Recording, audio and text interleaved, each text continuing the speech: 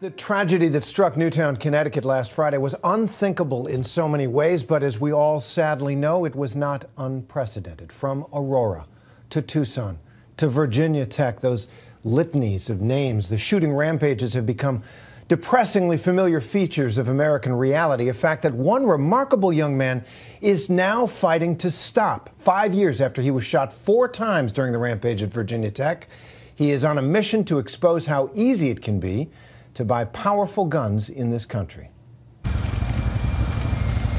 This heartbreaking season continues in Newtown, this season of funerals. 3 more children laid to rest. As the country struggles to make sense of the horror, there's a voice you should hear. And I know what it's like. It's the worst day of their life. It's chaotic. It's hopeless. Colin Goddard knows what it's like to be in a classroom when an armed madman bursts in and starts shooting people. Colin was a student at Virginia Tech. It was the most terrifying 9.5 minutes of my entire life. When you're conjugating a French verb 1 minute and then getting shot at the next, you're just in shock. Colin was hit by 4 of Sung-Hui Cho's bullets. 3 of them are still in him. Weeks after the shooting, he recalled those moments. The shooter came inside, and we were all on the ground, not moving, not making a scene at all, just lying there playing dead, you know, almost every one of us. And we were just at his mercy. He could have done whatever he wanted to, and just he chose to go around the room in such a way that he killed all the other students in my class except for a few of us. Yeah, it's been a little messy. Colin Goddard's journey of recovery from that moment lying on the classroom floor bleeding to now, the rehab, the psychological therapy, the search for answers and meaning, it's all led him to this. We are better than this. We are better than a nation with mass shootings in movie theaters, in schools, and on our streets. He works at the Brady campaign to prevent gun violence, but he does more than lobby and make public service announcements. He goes undercover to gun shows across the country, and he says he proves how ridiculously easy it is to buy guns without any kind of background check at all, as he shows us in a documentary called Living for 32, after the 32 Virginia Tech students who were murdered. The llama here. The llama. So I've got to You paid $300 for the man? I paid $300 for it, so I wouldn't mess with it for less than $20.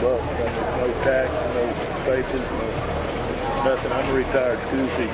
40% of the guns sold in America are purchased at gun shows. More than 5 million people attend these events every year. They generate billions of dollars in sales. And since only licensed dealers are required by the law to perform background checks on the people they sell guns to, all of the private sellers out there, and you can find them at every show, sell guns without any check at all. That's the gun show loophole, and Colin Goddard has made it his mission to close it. Here, at a gun show in Ohio, he says he and his friends were able to buy an assault rifle without even an ID. You